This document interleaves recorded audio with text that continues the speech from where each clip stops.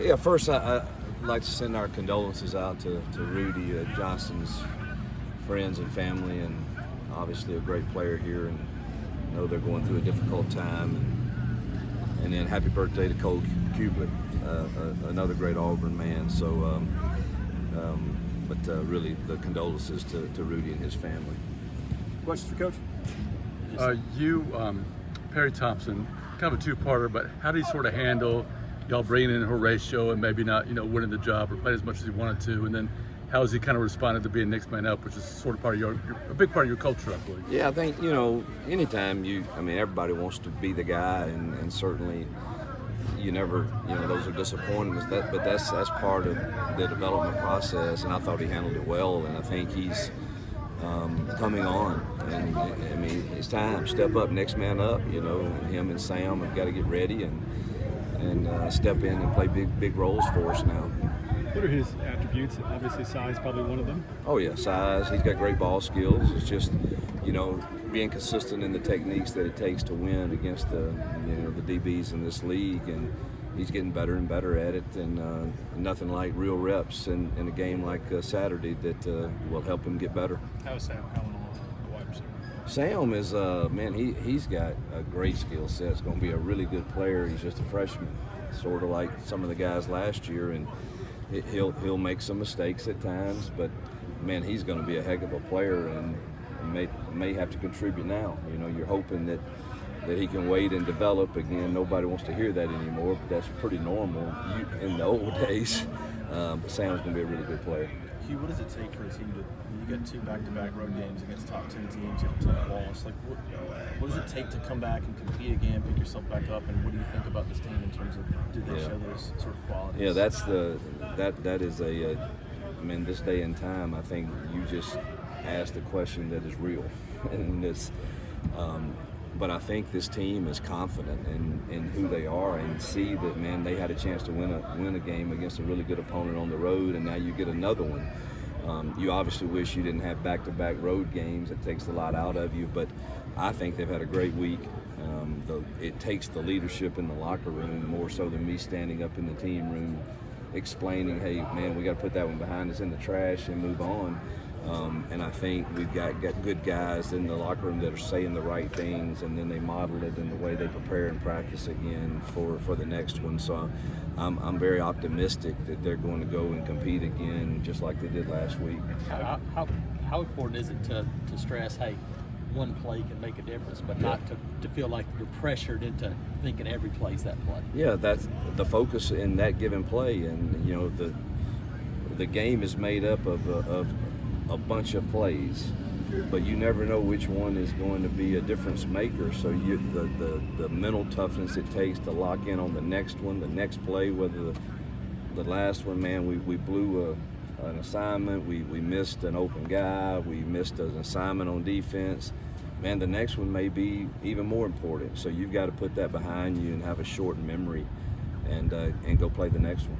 Special teams this week, how they've responded? I know they've been challenged a lot after what happened last weekend. Yeah, I wasn't real happy with that at all. That has to improve, and we've done some things well.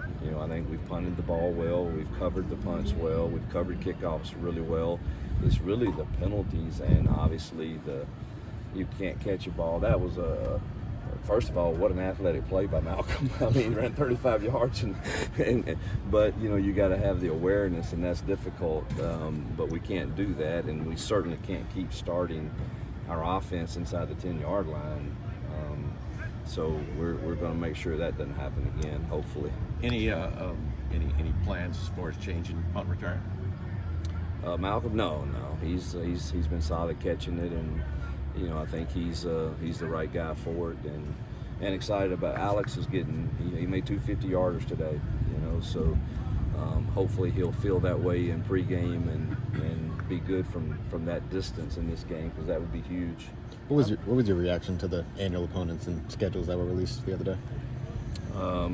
Or the Packers available, or can we get them and maybe the Chiefs, and but then you go look at it, every one of the schedules are equally as hard and difficult, and but it's kind of exciting. It's going to be exciting for fans. I do think I say this all the time, and I know people may say it's I don't know what they say. Maybe it's a cop out or whatever, but I do think that the mindset of everybody has to be more like the NFL. I mean, this league is, I think, the days of a team just being dominant, and I think you have to start having the mindset, man. You go 9-3, 8-4 is good. 9-3 can be really good.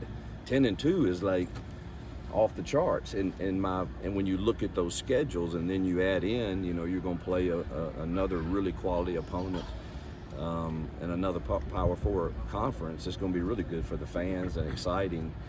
Just, I think you have to understand the full picture of it is, man, we got to go win the next one, and you might not win them all, but the objective is, again, I keep clamoring, as do the other 15 coaches, is how do you decide who the best 12, 16 teams are at the end of the year to get a shot, like baseball, basketball, and what are the metrics that decide that? And certainly we think we've got a league that is going to have several teams at the end of the years that need to be considered heavily, particularly with the schedules we play. How's Horatio doing, and what's sort of a timetable on his return? His surgery's today. They couldn't get it done yesterday. He's in surgery right now, I think. So I don't know the time frame. I think they're going to wait and see exactly what they have to do. But I know he's going to be 2 weeks non-weight bearing, and then kind of go from there. How important is run game this week? Being able to run the football when you go on the road against a team like A&M? Huge. It would probably should have been a little more committed.